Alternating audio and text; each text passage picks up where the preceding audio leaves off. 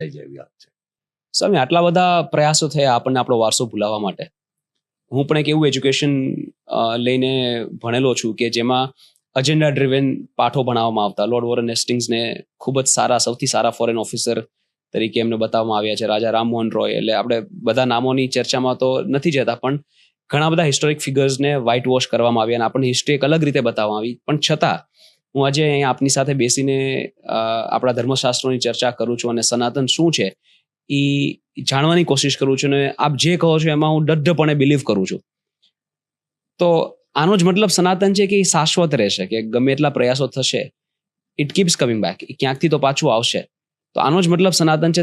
આપના મતે સનાતનની વ્યાખ્યા શું? સનાતન શબ્દને ભગવદ્ ગીતામાં બહુ સરસ રીતે વર્ણવ્યો છે.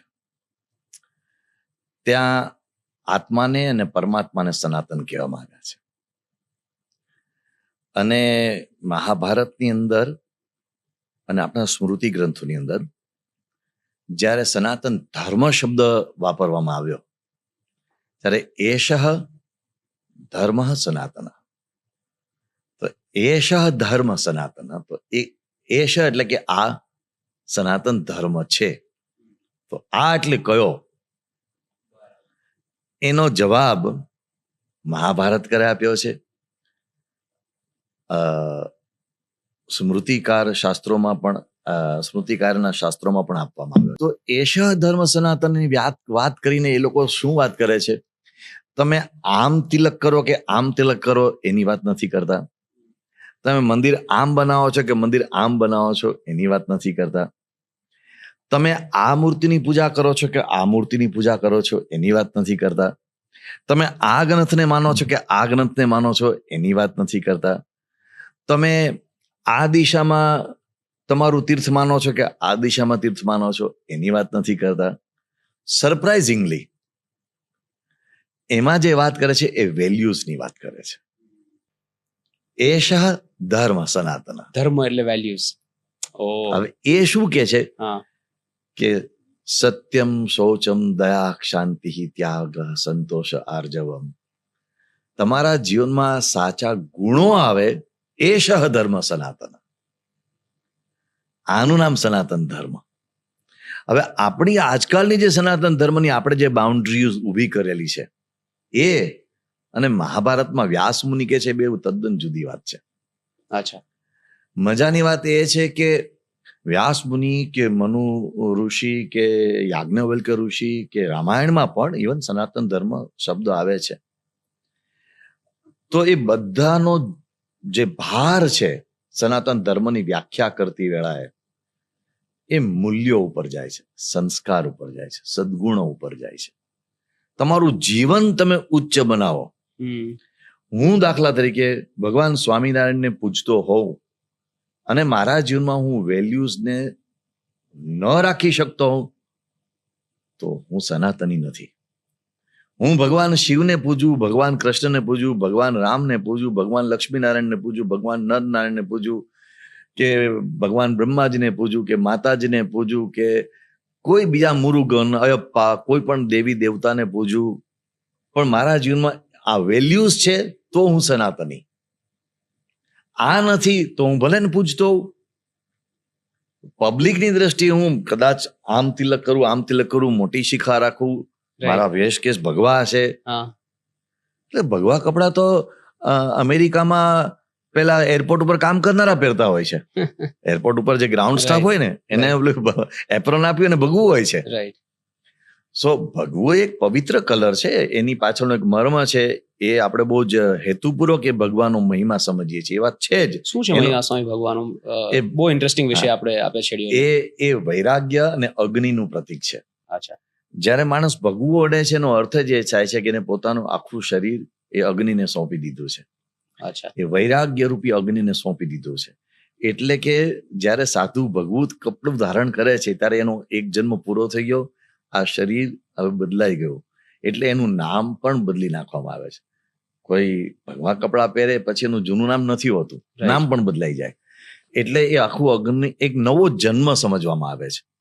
અને એ નાદ બ્રહ્મ દ્વારા પ્રાપ્ત થતો દેહ અથવા જેને નાદ સૃષ્ટિનો દેહ કહેવામાં આવે છે, એ આપણી એક જબરજસ્ત પરંપરા છે, સ્પિરિચ્યુઅલ ટ્રેડિશન છે. પણ હું વાત તો પાછી મૂળ સનાતન ઉપર સનાતન આવી ઉપર જાઉં. યસ યસ તો સનાતનની વ્યાખ્યા આપણા મહાન આચાર્યો ઋષિઓએ જે વિચારેલી છે, એ આ બધું ખરું જ, આ બધું જ સાચું છે, પણ સાથે સાથે આ પણ છે. એટલે ખોળિયું અને પ્રાણ તમે બે જુદા પાડો તો બેમાંથી એકેની વેલ્યુ નથી. એકલો પ્રાણ ભટકતો હોય તો ભૂત ગણાશે, અને એકલું ખોળિયું હશે તો ડેડ બોડી ગણાશે. આ બેવ સાથે જોઈએ છે. તો એ સનાતનની આ બધી પરંપરાઓ જે આપણે દેવી દેવતા અવતારો વિભૂતિઓ આચાર્યો ઋષિઓ શાસ્ત્રો ગ્રંથો તીર્થો પરંપરાઓ આ બધામાં આપણે માનીએ છીએ એક સનાતન છે, પણ એની સાથે આ શાશ્વત મૂલ્યોને ધારણ કરીએ. હું જન્માષ્ટમીના દિવસે કૃષ્ણ ભગવાનની જન્મજયંતિ ઉજવતા જુગાર રમું તો હું સનાતની કેવી રીતે બની જાઉં?